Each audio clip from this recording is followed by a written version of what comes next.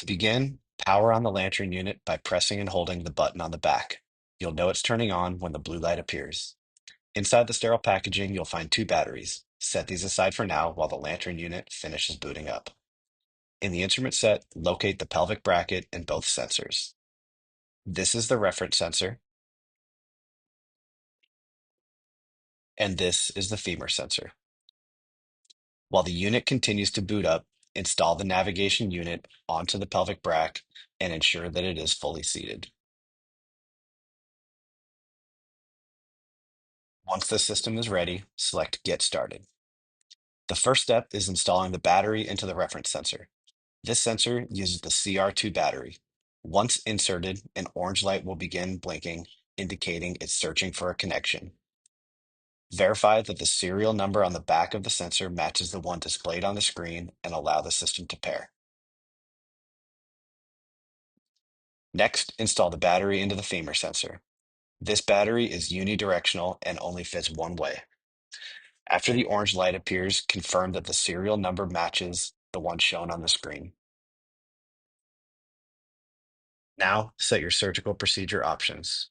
Choose the surgical approach, laterality, cup navigation reference frame that your surgeon prefers, and whether to include the leg length feature. Then set your target values, starting with your desired abduction angle, followed by aneversion and leg length goals.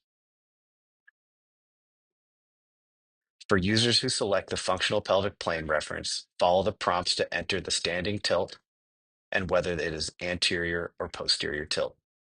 This information should be provided by the preoperative lateral standing x-rays. Next, fully assemble the navigation unit for initial calibration. Attach the femur sensor to the left-hand side of the pelvic bracket and the reference sensor to the vertical post facing upwards. The assembled configuration should form an L shape when viewed from the side. The calibration sequence includes 4 steps. Start with the unit flat on its back. Next, stand the unit upright. Then, place the unit on its left side. Finally, place the unit on its back once more.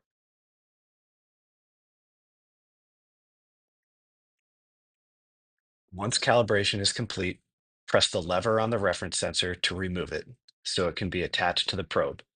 You can easily locate the probe in the instrument set by looking for the long barcode. After the reference sensor has been attached to the probe, connect the arm assembly to the pelvic bracket construct. Look for alignment arrows on each instrument to ensure proper installation. Once connected, rest the probe in the cradle. Next, take the boomerang from the instrument set. Use the lever on the back of the unit to ensure it's fully secured in place. Then insert the probe tip into the center point, the left point, then finally the right point to complete back table setup. At this stage, all setup and calibration steps for lantern hip are complete. Now let's prepare for surgery. Remove 2 bone pins, the drill guide, and the pelvic base from the instrument set. Ensure all screws, top and bottom, are loosened, as this will allow for easier intraoperative assembly by the surgeon. Additional generic surgical instruments to be made available include a 15 blade or an 11 blade for stab incisions and the 3.2 millimeter pin driver installed on surgical power. Next, assemble the impactor adapter to the surgeon's preferred cup impactor, ensuring the arrows point towards where the acetabular cup will be screwed on. For users only using cup navigation, this completes the lantern hip back table setup. For users utilizing the leg length feature, continue with the following preparations.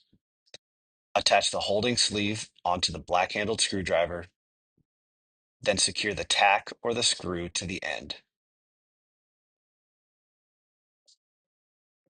Prepare the wand assembly next, and select the registration liner that matches the liner diameter size. In this example, we'll use a 36 millimeter liner registration trial. Remove the thigh plate and the thigh mount, and save about 6 inches of IO-band for proper assembly onto the patient's distal thigh. Once these steps are complete, the lantern system is fully assembled and ready for use.